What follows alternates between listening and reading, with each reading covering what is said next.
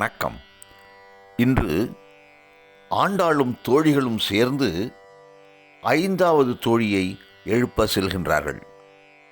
இந்த பெண் மற்ற தோழியர்களை விட சற்று முக்கியமான பெண். அவளை எப்படி எழுப்புகிறாள் என்று 10வது பாடலில் ஆண்டாள் பதிவு செய்கின்றாள்.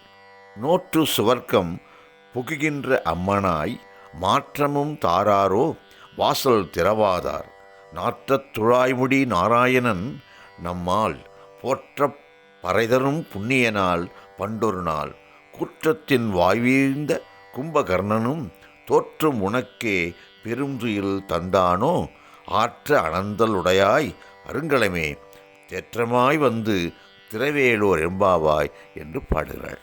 இந்த பெண் கண்ணன் வீட்டுக்கு அடுத்த வீட்டில் இருக்கிறாள். இந்த பெண் தான் படுக்கின்ற அந்த அறையில் ஒரு சிறு துவாரம் செய்து வைத்திருக்கின்றாள்.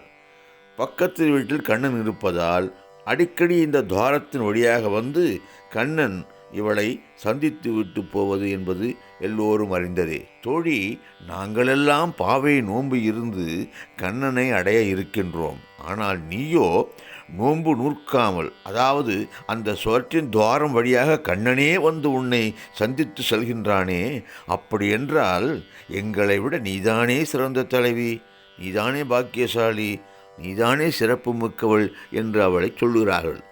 நோன்பு நூற்று அடைய வேண்டிய பகவானை நீ நோன்பு நூற்காமல் அடைந்து விட்டாயே, அதனால் எங்களுக்கெல்லாம் நீயே அம்மனாய் இருக்கின்றாய் என்று ஆண்டாள் அவளை பரிகசித்து சொல்லிக் கொண்டிருக்கிறாள். அதெல்லாம் சரி, வாசல் கதவையும் திறக்காமல் வாய் திறந்தும் பேசாமல் இருக்கின்றாயே, அது முறையா?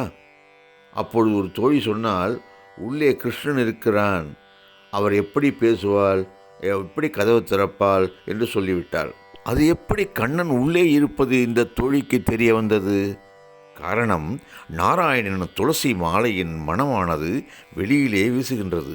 அப்பொழுது ஆண்டாள் உள்ளே இருக்கும் பெண்ணை பார்த்து சொன்னாள், பெண்ணே, ராமன் ஒரு காலத்தில் கும்பகர்ணனை சண்டையிட்டு யமன் வாயிலே விழச் செய்தான்.